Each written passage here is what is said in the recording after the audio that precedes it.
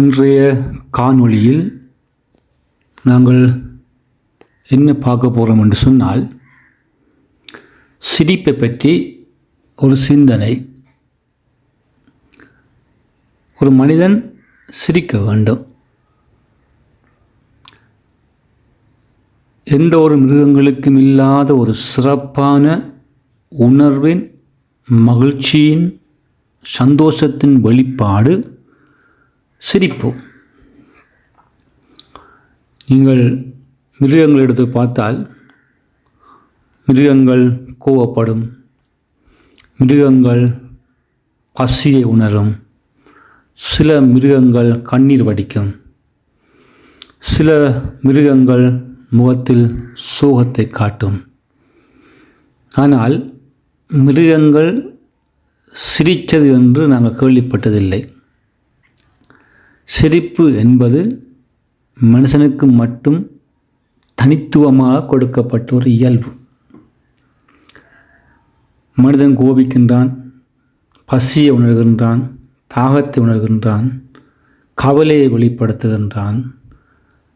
ஆனால் அதனோடு கூட ஒரு தனித்துவமான சிரிப்பு என்ற ஒரு மகிழ்ச்சியான ஒன்றை அவன் வெளிப்படுத்துகின்றான். அதனால தான் மனுஷன் சிரிக்க வேண்டும். இப்படி தொடக்க காலம் தொடங்கி சிரித்து வந்த மனுஷன் அவன் எப்படி சிரிக்க வேண்டும், எப்போ சிரிக்க வேண்டும் என்று அது இன்னும் ஒரு விஷயங்கள் இருக்கின்றது. சொல்லுவாங்க, தனியே சிரிக்கக்கூடாது, தனியே சிரித்தால் அதுக்கு அர்த்தம் வேறு அப்படி சொல்லுவாங்க.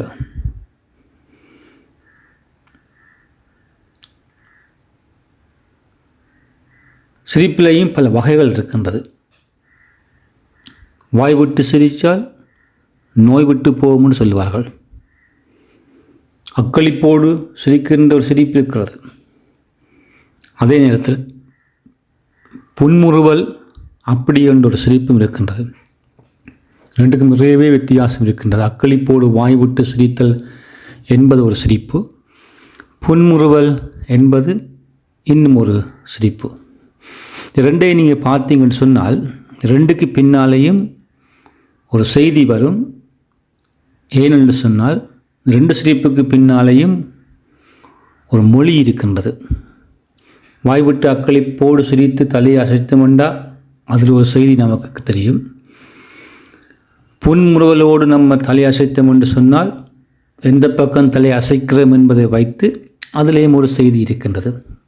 அதனால தான் சிரிப்புக்கு பின்னால், புன்முறுவலுக்கு பின்னால் ஒரு செய்தி மாத்திரம் அல்ல, அது நம்முடைய வாழ்வினுடைய ஆரோக்கியம், நம்முடைய வாழ்வினுடைய உள்ளார்ந்த சிந்தனுடைய வெளிப்பாடு, மனமகிழ்ச்சி, சந்தோஷம் எல்லாத்தையும் அது காட்டுகின்றது. அது மாத்திரமல்ல, வாய்விட்டு சிரித்தோம் என்று சொன்னால் அது நம்முடைய ஆரோக்கியமான வாழ்வுக்கு அது பல நேரங்களில் உதவுகின்றது. அதனால தான் மனுஷன் சிரிக்க வேண்டும்.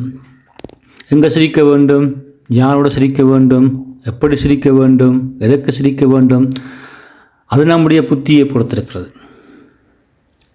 சிரிக்கக்கூடாத இடத்துல சிரித்தோம்னா அது நம்முடைய அறியாமை. சத்தமாக சிரிக்கக்கூடாத இடத்துல சத்தமாக சிரித்தால் அது நம்முடைய அறியாமை. அதனால தான் சிரிக்க வேண்டும், அது எப்படி சிரிக்க வேண்டும் என்பதை நம்ம தீர்மானிக்க வேண்டும். அங்கே அந்த ஆரோக்கியமான வாழ்க்கை வருகின்றது. இந்த சிரிப்பை பற்றி பல பேர் என்ன சொல்லுகின்றார்கள் என்று நம்ம பார்த்தோம் என்று சொன்னால், சிரிப்பு, நகைச்சுவை, அதுக்கு பின்னால் என்ன பல மக்கள் அவருடைய கருத்துக்கள் என்ன அப்படின்னு பார்த்தோம் என்று சொன்னால், தெரியும் இந்த சார்லி சாப்ளின் அவர் என்ன சொல்கிறார் சிரிப்பை பற்றி என்று பார்த்தால், ஒரு நாளை சிரிப்பில்லாமல் கடத்துவது என்பது ஒரு வீணான செயல். இது சார்லி சாப்ளின் சொல்கிற கருத்து. ஒரு நாளை சிரிப்பில்லாமல் நம்ம கடத்தினோம் என்றால் அது ஒரு வீணான செயல். ஏனென்றால் சிரிப்பு வாழ்வில் முக்கியமானது என்றும், அது மனிதனை இளமையாகவும் உற்சாகமாகவும் வைத்திருக்கும் என்றும் அவர் சொல்லுகின்றார். இது சார்லி சாப்ளின்.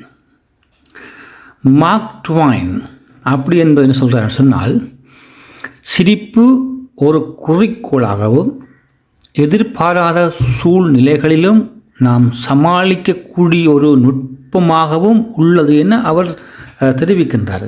அதாவது எந்தமான கஷ்டமான சூழலிலேயும் இக்கட்டான சூழ்நிலைகளையும் சிரிப்பு என்பது அந்த விஷயங்களை சமாளித்து அதை ஒரு சாதுரியமாக மாற்றுகின்ற நுட்பமாக உள்ளது சிரிப்பு என்பதை மார்க் ட்வைன் என்பவர் சொல்கின்றார். அதனால் பல பேர் சிரிக்கின்றவர்கள் புன்முறுவல் பூக்கின்றவர்கள் தன்னுடைய காரியங்களை சாதித்து கொண்டு போவார்கள். சண்டை பிடிக்கிறவர்கள் கோபப்படுறவர்களை விட சிரிக்கின்றவர்கள் புன்முறுவல் செய்கின்றவர்கள் பல காரியங்களை சாதித்து கொண்டு போகின்றார்கள். அதற்கு அடிப்படை காரணம் என்னன்னு சொன்னால், அவர் சொல்வது போல அது ஒரு கருவி, ஒரு நுட்பமான கருவி சிரிப்பு என்பது பல விஷயங்களை சாதிப்பதற்கு.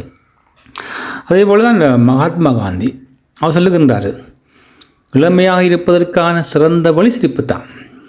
இளமை வேண்டுமா, தொடர்ந்தும் வயதில் முதிர்ந்த வயது போன்று காட்சி அளிக்காமல் இளமையோடு வாழ வேண்டும் என்று ஆசைப்படுகின்றவர்களுக்கு சிரிப்பு என்பது அவசியம் என்பதை மகாத்மா காந்தி சொல்லுகின்றார். சிரிப்பு மனிதனுடைய அழுத்தத்தை குறைக்கும், அது ஒரு மருந்து என்று காந்தி அவருடைய பார்வையில், மகாத்மா காந்தி அவருடைய பார்வையில் அதை அவர் சொல்லுகின்றார்.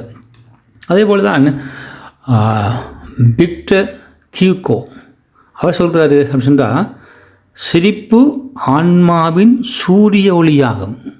இது ஒரு சிறப்பான ஒரு செய்தி. இது எல்லாராலும் சிரிக்க முடியாது, எல்லாராலும் பாசிட்டிவாக சிரிக்க முடியாது, நேர்முகமாக சிரிக்க முடியாது. சிரிப்புகள் பலவிதம் இருக்கிறது. ஆனால் விக்டர் ஹியூகோ என்பவர் சிரிப்பு என்பது ஒரு ஆன்மாவினுடைய சூரிய ஒளி, சாதாரண ஒளியும் அல்ல, பிரகாசமான ஒளி. ஆன்மா எப்படி இருக்குது என்பதை சிரிப்பு காட்டி கொடுத்துரும். அதனால் சிரிப்பை வச்சு நம்ம சொல்லி நினைத்து கொள்ளலாம், இது நேர்மையான சிரிப்பா, சுத்தமான சிரிப்பா, அல்லது பொய்யான சிரிப்பா, அல்லது கள்ள சிரிப்பா என்பது சிரிப்பை வச்சு நம்ம சொல்லிக்கொள்ளலாம். அதுதான் சிரிப்பு மனிதனின் மனத்தையும் ஆன்மாவையும் நம்பிக்கையோடு நிரப்புகின்ற ஒரு சக்தி. சிரிப்பு மனசை மாத்திரமல்ல, ஆன்மாவையும் நம்பிக்கையோடு நிரப்புகின்ற ஒரு சக்தி என்பதை விக்டர் ஹியூகோ என்பவர் சொல்லியிருக்கின்றார். அதுபோல தான் அல்ஃப்ரெட் லார்ட் டென்ஷா அவர் என்ன சொல்கின்றார் சிரிப்பை பற்றி, சிரிப்பை பகிர்ந்து கொள்வது பிரபலமான வாழ்க்கையின் ஒரு முக்கிய பங்கை நிரப்புகின்றது. அவற்றை கருத்துப்படி வாழ்க்கையினுடைய ஒரு பகுதியை நம்ம அடைய வேண்டும் என்ற சிரிப்பு அவசியம். இப்போ சில விஷயங்களை சிரிப்பினால் தான் நம்ம சாதிக்க முடியும். அது ஒன்று ஆரோக்கியம், இன்னும் ஒன்று வேறு வேறு உலக செல்வங்கள் காரியங்களாக இருக்கலாம். அந்த சிரிப்பினால தான் சில விஷயத்தை நம்ம வாழ்க்கையில் முழுமையாக கண்டுகொள்ள முடியும். ஆகவே தான் வாழ்வின் உறவுகளை கட்டியெழுப்பணுமோ அல்லது அந்த உறவுகளை கட்டின உறவுகளை உறுதிப்படுத்துவதுமோ, அந்த விஷயத்தில் சொந்த பந்தங்களை சேர்ப்பதோ, சிரிப்பு என்பது ஒரு முக்கியமான ஒரு விஷயம். அதை கண்டுபிடித்திருக்கின்றார்கள். சிரிப்பு முக்கியம். சிரிப்பு என்பது மனதை தெளிவாக வைத்துக்கொள்ளும், அதே போல் உடலை ஆரோக்கியமாக வைத்துக்கொள்ளும். அதே போல் சிரிப்பு என்பது ஒரு பாசிட்டிவான நேர்முகமான ஒரு அனுபவமாக இருக்கும் என்பதைத்தான் அவர்கள் சொல்லுகின்றார்கள். அது இப்படி இருக்க இப்போ சிலர் கேட்பாங்களே, சிரிச்சு என்ன அப்படி யோசனை, சிரித்தா என்ன அப்படி கேள்வி சில பேருக்கு இருக்கிறது. சிரிக்காமல் இருக்கலாம், சிரிக்கிறதால என்ன பல அப்படின்னு சொல்லி சொல்லுகிறார். ஆனால் மருத்துவத்தின் பிரகாரம், விஞ்ஞானத்தின் பிரகாரம் அல்லது மருத்துவத்தின் பிரகாரம் சிரிப்பு என்பது உடல் மற்றும் மனதுக்கு ஒரே நேரத்தில் பல நன்மைகளை வழங்கக்கூடிய ஒரு அற்புதமான இயற்கை மருந்தாகும். இது செயற்கை மருந்தல்ல, செய்யப்பட்ட மருந்தல்ல, இது ஒரு இயற்கை மருந்து. சிரிப்பு மூலம் புறப்படுகிற நன்மைகள் பல வகையாக இருக்கின்றது. அது முதலாவது உடல் நல நன்மைகள். அது மன அழுத்தத்தை குறைக்கலாம், அல்லது போனால் சிரிக்கும்போது கொலஸ்ட்ரால் போன்ற மன அழுத்த ஹோர்மோன்களின் அளவுகளை அது குறைக்கக்கூடியமாக இருக்கும். அதே போல் சிரிக்கின்ற போது நம்முடைய சாப்பாடு சுபிமான சக்தி, இம்யூன் சக்தி, அதை பற்றி அது கூட்டுகின்றது. அதே போல் நோய் எதிர்ப்பு சக்தியை சிரிப்பு கொண்டு வருகின்றது. அதே போல் அதாவது சோர்வு அல்லது போனால் வயிற்றுப்பகுதி போன்றவருடைய தசைகள் வேலை செய்யாமல் இருப்பது, இது எல்லாவற்றையும் திருப்பவும் இயக்குவதற்கு இந்த சிரிப்பு ஒரு முக்கியமான பங்காக இருக்கின்றது. இரத்த ஓட்டத்தை மேம்படுத்துவது அல்லது போனால் இரத்த ஓட்டத்தை சீர்தூக்கி பார்க்குவது, இதயத்துடைய ஆரோக்கியம், சிரிக்கும்போது நம்முடைய பாசிட்டிவ் எண்ணங்கள் எல்லாமே ரசாயனம் மூலமாக மாற்றப்பட்டு வெளிப்படுத்துகிறது. இது நம்முடைய ஆரோக்கிய சம்பந்தமான முறையில் சிரிப்பு முக்கியத்துவம் பெறுகின்றது. ரெண்டாவது பார்த்தோம்னா நம்முடைய நல்ல நன்மைகள், நம்முடைய உள்ளார்ந்த விஷயங்கள், உளவியலின்படி ஆரோக்கியமான சிரிப்பு மனத்தை மகிழ்ச்சியாகவும் ஆற்றலாகவும் பெற்று வைத்திருக்கின்றது.